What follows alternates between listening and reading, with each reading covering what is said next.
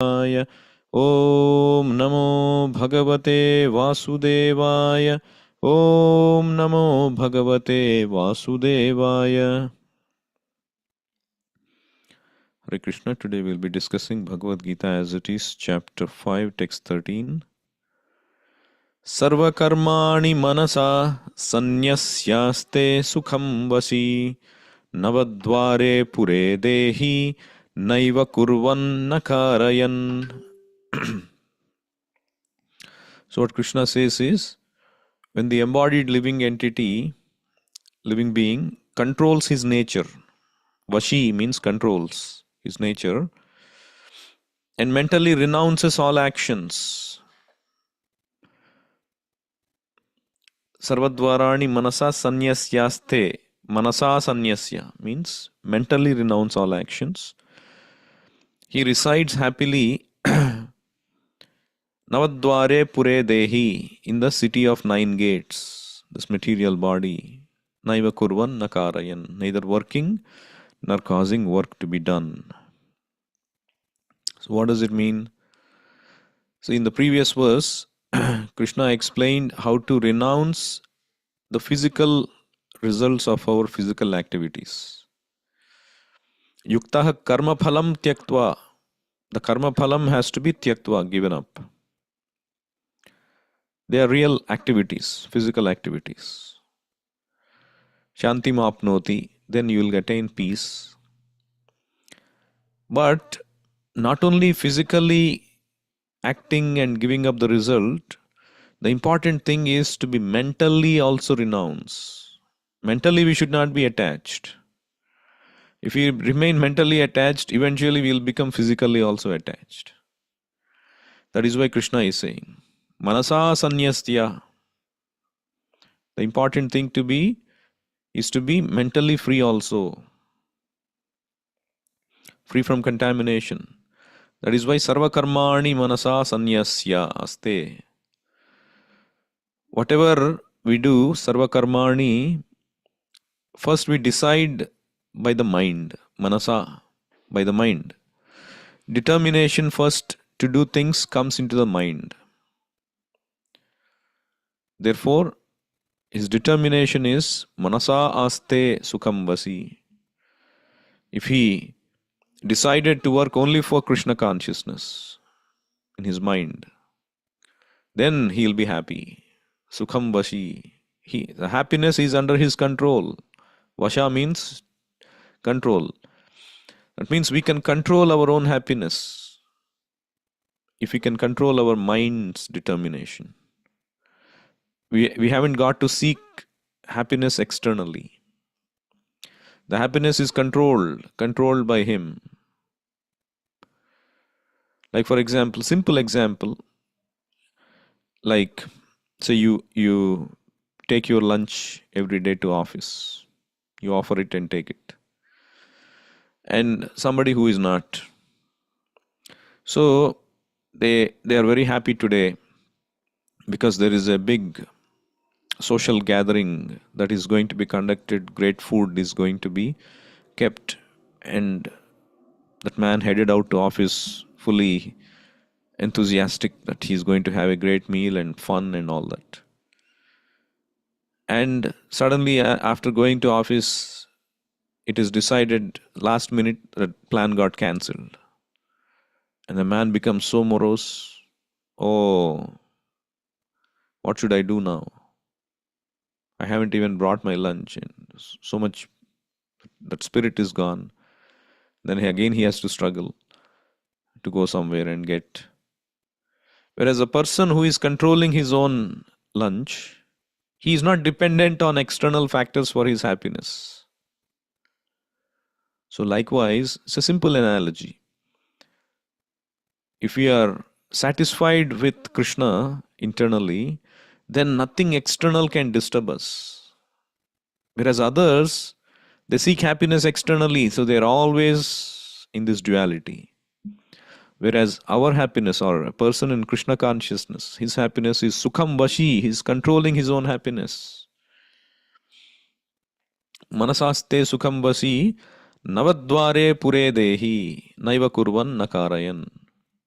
So Dwara means door or holes in our body. There are 9 holes, Navadware. So with the 9 holes we are acting. What are these 9 holes? The 2 eyes, the 2 nostrils, 2 ears, the mouth, the navel, the evacuating organs. So there are 9 holes, and we are working with these 9 holes. So just like you take one room, so every room has got some outlets. There are some windows, there are doors. So air keeps coming and going, light keeps coming and going. We keep seeing things, or we can walk out of the door, somebody can walk in. So just like the room has these outlets and through which we act, we interact with people, we act, we understand, and all of that. Similarly, we have 9 holes in the body through which we are acting with the help of these 9 holes. Dehi. Navadware Pure Dehi. Pura means city, or you can consider like a room. This Dehi is just like a room having 9 outlets. We are not the body. We are the occupier of the body. That is why Dehi, the person who has the body. That is the meaning of Dehi. Dehinosmin yadha dehe. Dehinaha means a person who has got the body, not that you are the body itself. You are occupying the body, just like you are sitting in a room, you are occupying the room. So Prabhupada gives a beautiful example. Let's say a rich man. He's sitting in the room. He's sitting in his office. He's got hundreds of establishments. He's a billionaire. But he doesn't have to go anywhere. He's controlling everything from within his room. Everything is going. He's sitting in the room and everything is going on. So similarly, the soul who is in pure consciousness, Krishna consciousness, he is aloof from the body and everything is going on by Krishna consciousness. Krishna takes care of everything for the devotee. If you remain Krishna conscious. Matchittaha sarva durgani mat prasadat tarishyasi. If you become conscious of Krishna, you will cross over all the obstacles by my grace, Krishna says. Otherwise, a living entity is, say, situated in the city of 9 gates. He becomes heavily influenced by these modes of material nature. Like you go out on the window on your workplace and you see cars are going and coming, people are walking outside, or you see a billboard, with some image or some product, whatever it is. Everything is influenced. Everything is influencing us. Prakrite kriyamanani gunaih karmani sarvashah ahankara vimudhatma kartaham iti manyate. Each and every sense of us is influenced by the modes, and we are acting based on the influence. We are not acting independently. Our thinking is influenced. Our action is influenced. Our words are influenced. Our mind is influenced based on our association. So the material nature is the actual doer who is forcing us to do things. But when the living entity becomes knowledgeable, he understands all this and actually starts acting with his free will. Otherwise, he is acting by the nature's free will. When he reads Bhagavad Gita, when he hears about Bhagavad Gita, then he understands, oh my God, what have I been acting? How I have been acting? Forced by the nature, forced by the modes, tamoguna, rajoguna. Tamoguna forces me to sleep and I am sleeping. Rajoguna forces me to eat whatever I want without discrimination for the force of my tongue and I'm eating. Rajoguna forces me to talk nonsense without understanding the consequences, and I'm talking. So when one understands this, oh my God, what am I doing? I should be guided by Krishna than these modes. I should act according to the superior nature, not the inferior nature. Then he becomes Sukham Vashi. Even though he may be situated in this city of nine gates, he will not become influenced. He controls his happiness. So it is important to keep the mind also clean along with our activities. That is the point. Sanyasyaste mana. In the mind also we have to be clear. Of course, physically giving up work to Krishna is important, but the mind has to be pure. Like there were two monks who were walking. They are renounced monks, and they have to cross a small river, but they can cross. The water is coming a little bit to the knee level and all that. But there was a pregnant woman who was there right next to them. She also wanted to cross, but she was unable to cross. So this one monk said, no, no, no, we cannot help this woman. We are renounced. So we should just ignore her and walk. But this woman is pleading, can you please help me? And so the second monk, he started to help, held her hand and gradually, slowly started to help her cross that river. And then the other monk is like livid. What are you doing? And then this monk, when the woman was falling down, he was catching her. And gradually he held her and, made sure that she crossed that river. And she thanked them and, left. And then they were walking. And then they walked for another mile and they were about to reach the destination. And so this senior monk who was livid, he was chastising. So you shouldn't have done that. What have you done? We are renounced. We cannot do anything like that. And so this other monk said, see, I carried the woman only till the point of crossing the river. But you have been carrying the woman in your mind even up till now. And then the other monk understood that he was still caught up with that in his mind. The mind is very forceful, mind is very powerful.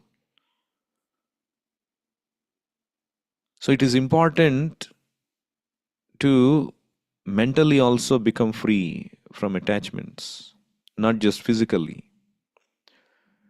So Krishna consciousness is so wonderful thing that Cheto Darpana Marjanam, it is said. The mind is like a mirror full of dust. And if you go in front of a mirror full of dust, you cannot even see yourself clearly. You will see yourself something else. You will act like somebody else. You won't act like Krishna's servant. You will act like Maya's servant. Therefore, Cheto Darpana Marjanam, the Sri Krishna Sankirtanam, what it does is, it cleanses that mirror of the mind.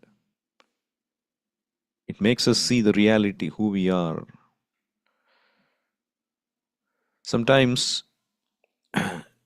they allege that Krishna consciousness is about brainwashing.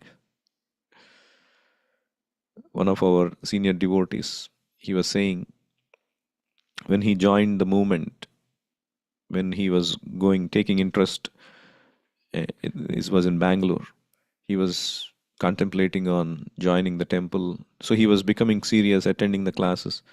And the parents got wind of this. And they couldn't stop him. But they said, you may go there, but don't eat anything that they give. Because there was talk that, when you go to the Hare Krishna temple, they'll give you some prasadam, they mix something, and then you become drug addict like, and you cannot leave it, and you become enamored into their kind of thinking. So don't eat anything like that. But the devotee would go, and there was another devotee there serving, and he would keep a separate plate for him. And so he's now, the devotee is pleasing, please, you have to eat Krishna Prasadam. And then he has to eat. And then he has to come home, and the mother is serving the dinner, and he cannot say no, because if he says, I've already eaten, she will ask where he ate. So now he is forced to eat the second dinner. So he was doing that for a while. But the power of Krishna Prasadam is acting. He was getting cleansed. But it's not what people think. There's no, of course, it is brainwash. It is brainwash to clean the brain of all mud and filth, so that our inner pure intelligence comes out by chanting or by honoring Krishna Prasadam, by hearing. So there was this controversy, brainwashing controversy during Prabhupada's time. Some of these parents who were upset with the kids joining the temple, they're joining the movement. So they hired a anti-brainwash, deprogramming kind of people. They think that we are programming, and they have to deprogram to make them normal again. And they even filed cases. And so some devotees, they were fighting the cases for Prabhupada. And one time they came and they read Prabhupada. There was one uh, Indian Brain Research Association, a department of biochemistry at the University of Calcutta. So the professor, Mr. Ajit Mighty, he published a article saying the effects of Hare Krishna meditation. So after research, so the devotees read out that letter to Prabhupada. So he said,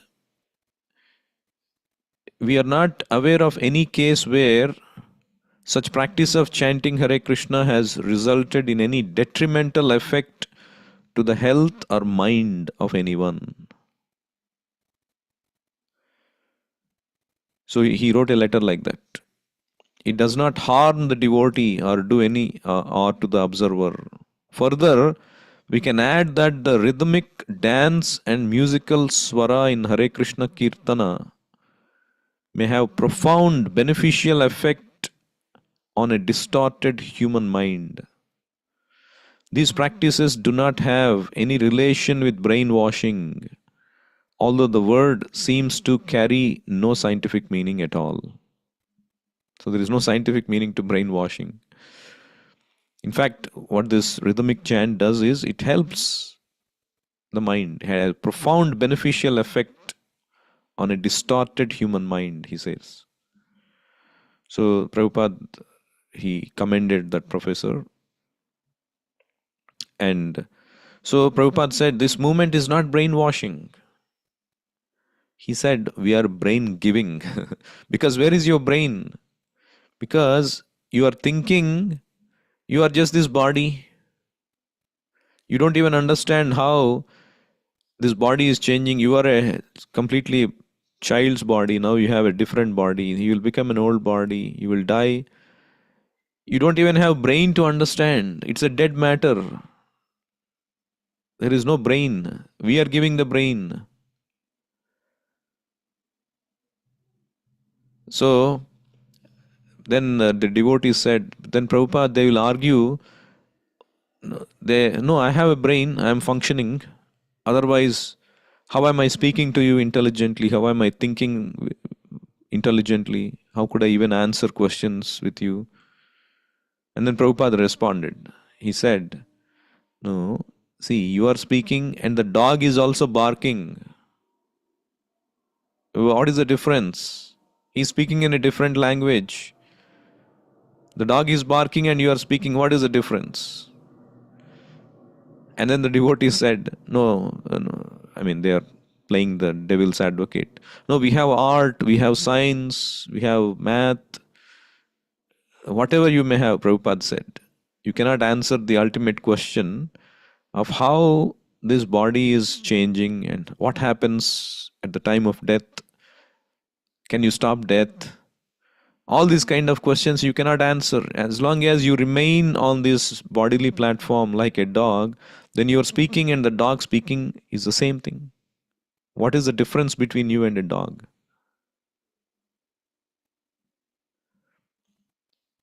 So Prabhupada said, you should go to the court and present the case to the judge. You give all our literature and ask them to evaluate whether we are giving real science, real knowledge, speaking truthfully and with common sense, or we are brainwashing.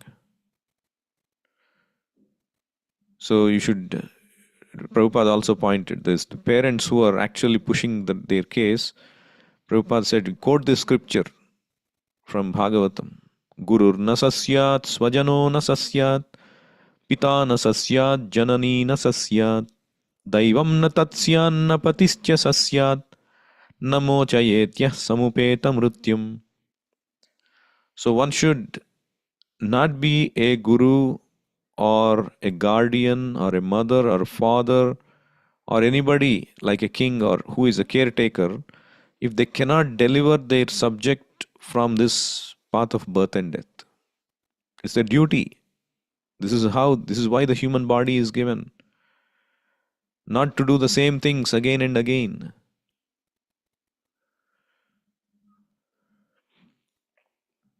So this is the real brainwash, the real brain giving rather. So this is purification. The human birth is meant for purification. A couple of verses ago, Krishna also said that yuktaha yoginaha karma kurvanti sangam tyaktva atma shuddhaye, for the purpose of purification. So if we are, one thing with purification is, we can do is constant good association. If we place ourselves in good association, even though by our nature we are contaminated, we have all kinds of contaminated tastes. But if we put ourselves in good association, but that by that good association will be delivered. And we should not be depressed by our inability to control senses, but persevere sincerely. As Krishna himself says to Uddhava in Bhagavatam, Jata Shraddho Mat Kathasu Nirvinnah Sarva Karmasu Veda Dukkhatmakan Kaman Parityagepyanishvaraha Tato Bhaje Tamam Prita Shraddhalur Drudha Nischayah Jushamanascha Tan Kaman Dukkho Darkamscha Garhayan. What it means is, so when a devotee sincerely takes to devotional service, he desires to be established as a pure servant. But because of his previous habits and enjoying spirit, he may not be immediately able to control or extinguish that enjoying spirit. So the Lord here is encouraging such a devotee not to be overly depressed or morose with such kind of inability, but to remain enthusiastic. Even though he is still entangled with sense gratification, in the mind he knows the futility of all that, but he is not able to control. But he should not feel dejected and bad, but he should continue to endeavor, come back and endeavor again to the best of your ability. So you may fall down, just like a child learning walking. He may fall down, again gets up, again falls down. But the child does not give up the spirit of trying to get up and walk. If you see, he's so motivated. He keeps trying until he succeeds. So, like that, we have to have that conviction and enthusiasm. Yes, I'm in this position today, but it's not that I'll be always like this. As long as we keep making progress, as long as we stick to our vows, yes, that's my success today. If I stick to my vow, whatever vow I have taken spiritually, maybe chanting 1 round, or 4 rounds, or even 16 rounds, or reading 5 minutes a day, 10 minutes a day. Come what may, I may have work pressure, or I may have mental anxiety, or may have physical anxiety. But if I can keep my vow, that's my progress. If I become afflicted and think, oh, I'm not making progress, what is the use? Then we will not make any progress. It's better to make even a slight progress than not do anything and feel dejected and give up. So, Prita means, Krishna used the word Prita, indicates that the devotee feels exactly like the son of the Supreme Lord and is very attached to his relation with the Lord. And although sincerely lamenting for occasional lapses, he never gives up that enthusiasm to serve Lord Krishna. Jata Shraddho Matkathasu means by faithful hearing of Krishna and understanding his mercy and glories, one will gradually be freed from all material desires. So, actually, there is nothing inauspiciousness in Krishna consciousness. And occasional difficulties are due to our previous habits. So, they will gradually be eradicated, provided we stick to this path sincerely. I'll stop here. Anyone has any questions or comments?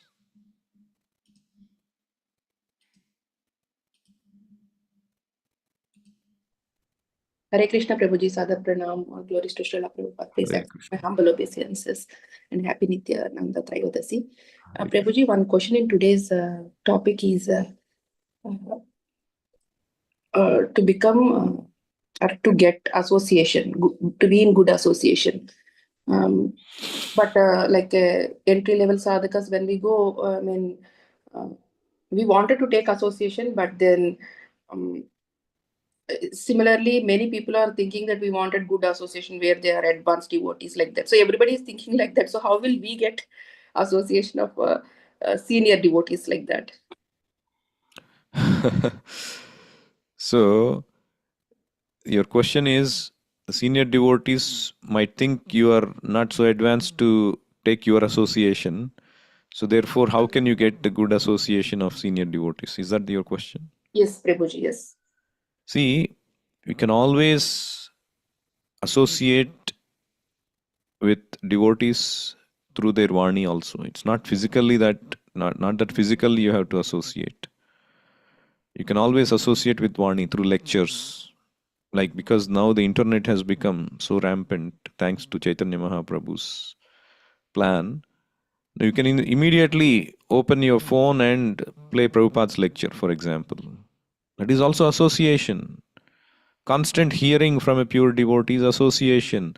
Constant hearing of Krishna Kirtana is association. And you can, whoever is you think can inspire you, say when you go to temple or a satsang, who you think can inspire you within your circle, who are, some devotees may be in a position where they may not spend a lot of time, but within your circle, who can inspire you? You can spend time with them, discuss, and mutually inspire each other. Bodhayantaha parasparam. So all of that is possible. You can associate Krishna with Krishna directly through reading Bhagavad Gita, purports, chant the holy name. So association, there is a lot of opportunity. Thank you, Prabhuji. You should give a special class on association alone. Sure, one of these days, definitely. Thank you. Thank you, Prabhuji. Hare Krishna. Hare Krishna. Hare Krishna. Hare Krishna. Hare Krishna, Prabhuji. I just had a thought I wanted to share. Just in today's story, right? You mentioned about the person who was carrying in his mind the woman, right? So we may not be able to get the good association all the time. Like, it's ideal to hear the good Vani from the serial devotees of Prabhupada or read, but, in practical life, we will come across people who are not devotees. So I think one way is to forget about what other people bring to us in terms of association, but like what do we see from our mind's eye, right, from that person, because everyone will have good and bad, right? So most of the time we find fault. So maybe one way is like training ourselves to not find fault and see the good in others. So maybe that way, even though ideally we don't have the good association looking on the surface, but we are consistently seeing good or seeing part of Krishna in everyone and going through the life. And just wanted to share. Sure, absolutely. Very nice comment.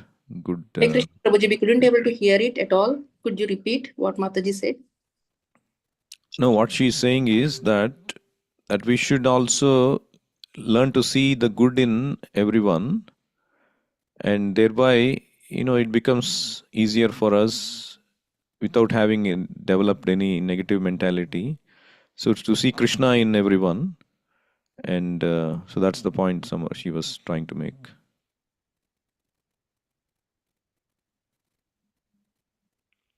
Thank you. Okay. Thank you all. Hare Krishna. Jai Shila Prabhupada. Prabhuji, give us some tips on how to perform this Nityananda Trayodasi to serve better. So I think you are in India because we celebrated Nityananda Trayodasi here in California yesterday on Sunday. So Nityananda Trayodasi, typically we do fasting till afternoon and more hearing and chanting. So of course, if there is temple nearby, you should visit the temple for celebrations in the evening. But the most important thing is more hearing, chanting. Nityananda is Guru Tattva. He is the original Guru, Lord Balaram himself. So by whose mercy we get the mercy of Krishna, Radha Krishna. Ar kaba nitai chander karuna haibe, samsara vasana mora kabe dukkha habe. By his mercy, the samsara vasana becomes eradicated. So by serving our Guru is same as serving Nityananda. So we should take more resolve and hear good lecture and contemplate on the meaning and how you can follow each of those words and how you can thereby get the mercy of Nityananda. Pray for the mercy of Nityananda. So all these kind of things you should do on this day. Thank you, Prabhuji. Hare Krishna, happy Nityananda Trayodasi to you and everyone who is celebrating today. Hare Krishna.